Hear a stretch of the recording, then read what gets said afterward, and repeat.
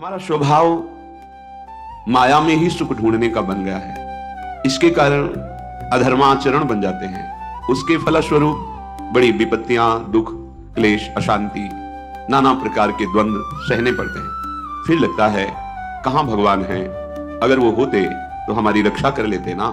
हमने क्या बिगाड़ा भगवान का, हमारे साथ ऐसा क्यों कर दिया। ऐसे अज्ञान जनित प्रश्न हमारे हृदय में हमारी आस्तिकता को उखाड़ फेंकते हैं। विश्वास करो, जिसका अहम समर्पित हो गया है और जिसका अनन्य चिंतन होने लगा है, सारी जिम्मेवारी प्रभु उसकी ले लेते हैं। संचित कर्म को भस्म करके, क्रियमाण को निष्फल करके, प्रारब्ध को निष्प्रभावित करके उसे परमानंद में डुबो देते हैं। अगर आप अपना भार प्रभु के चरणों में समर्पित करके निश्चिंत होना चाहते हैं तो दो बातें हैं। आप बेपरवाह हो जाएंगे, आपको प्रतिपल अनुभव होगा कि हमें कोई हाथ पकड़कर चला रहा है, हमारे जीवन रथ का वो सर्वज्ञ सारथी बन चुका है, कदम कदम पे मुझे बचाकर आगे बढ़ा रहा है। ये तब अनुभव होगा जब अहंकार समर्पित होगा। थोड़ा भी अहम है तो ये अनुभव में नहीं आएगा।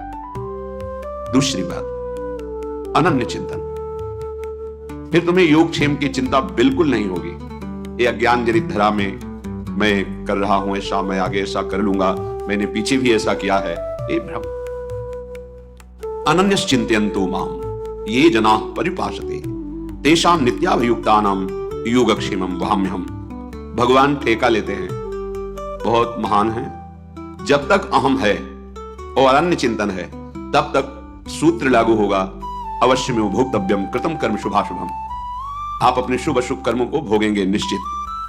और जब आप अहम का प्रभु के चरणों में न्यास कर देते हैं, समर्पण कर देते हैं और प्रभु का अनन्य चिंतन करते हैं, अब आपकी कोई जिम्मेवारी नहीं रही। अब आप देखेंगे कि वो स्वयं आपके हृदय में बैठकर वही करवाएंगे जिसे परम धर्म कहते हैं। वो आपकी बुद्धि में ऐसा योग अपना प्रदान कर देंगे, कभी कोई अधर्माचरण का निश्चय ही नहीं हो पाएगा। पर उसके लिए अनन्य चिंतन, तेषाम सतत युक्तानां भजताम प्रीतिपूर्वकम, प्रेम पूर्वक निरंतर सतत जो भजन करता है, तो ददाम बुद्धि योगम तम येन माम उपयांति ते, मैं उसे बुद्धि योग प्रदान। बुद्धि योग अर्थात अब कृष्णाकार बुद्धि हो गई, भगवदाकार हो गई। अब उसमें विषय स्फुरण की गुंजाइश ही नहीं रह गई। किसके?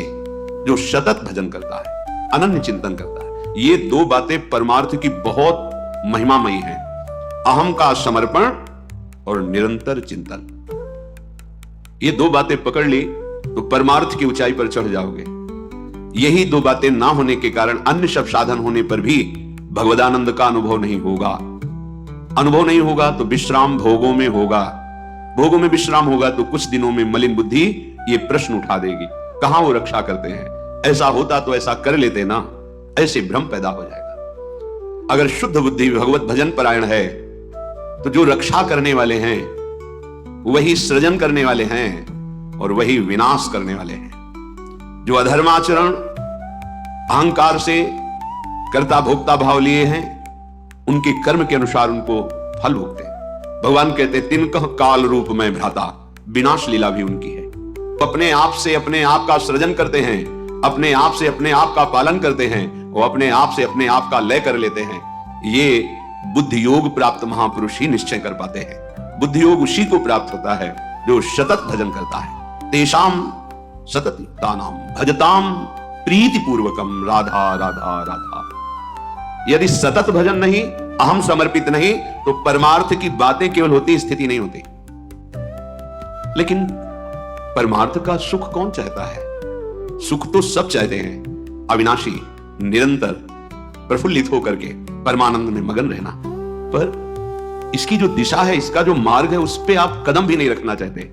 और जहां दुख ही, अशांति ही सुख का रूप लेके आ रही, उसी को गले लगाना चाहते हैं। बस यही भ्रम दूर करने के लिए जिसने भ्रम रचा है वही भगवान शास्त्र रूप में, संत रूप में, सदगुरुदेव के रूप में हमें वो मार्ग बताते हैं जिससे हमें परमानंद का अनुभव होता है।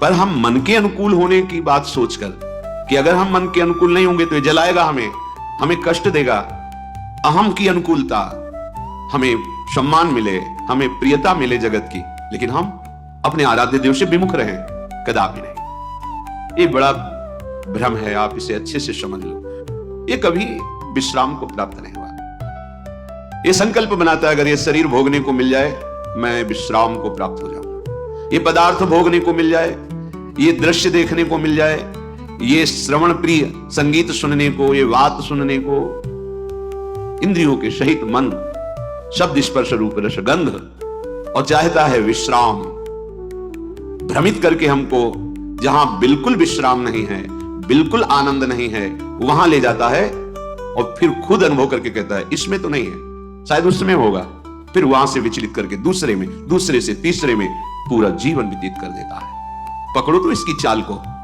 ये छलिया हमको छल रहा है और हम अपने आप को इसके अधीन करते चले जा रहे हैं, और उसकी चाल को ना समझकर हम समझते हैं ये मन हमें सुख देगा, जो कहता है वो मुझे कर लेना चाहिए। गलत सलाहकार है, फंसा देगा, पराजित करा देगा, बंधन में डलवा देगा। जैसे जिस राजा का मंत्री यदि गलत सलाह दे तो राज्य नष्ट हो जाता है, यदि वैद्य गलत सलाह दे तो मरीज को रोग पूर्ण रूप से अधीन करके नष्ट कर देता है, यदि सदगुरु शिष्य के अनुकूल होकर बोले तो उसका नाश हो जाता है, शास्त्र के अनुकूल, सिद्धांत के अनुकूल तो उसको परमात्मा प्राप्ति होती है। ऐसे ही इस मन रूपी सलाहकार ने मुझ भगवद अंश को ऐसी सलाह दी कि शब्द स्पर्श रूप रस गंध, ये जो माया रचित हैं, इनके भोगने में बड़ा सुख है। जहां जहां कहता है वहां वहां, जो जो क्रिया कहता है वो क्रिया, जैसे जैसे कहता है वैसे वैसे। पर कभी इस छलिया मन ने ऐसा नहीं कहा कि बस हो गया, जिस मार्ग में चला भी सुख नहीं मिला, ये सब मिथ्या है, सत्य वचन है, अब मुझे वापस होना चाहिए, इस मन की सलाह में नहीं फंसना चाहिए। पर नहीं, उसी छलिया मन का साथ देकर, इतना साथ देकर कि स्वयं मन बन करके, कि मन मानो मैं हूं, मन को अच्छा लगा मेरे को अच्छा लगा, मन को बुरा लगा मेरे को बुरा लगा, इतनी तन्मयता, यही हमारा पतन है।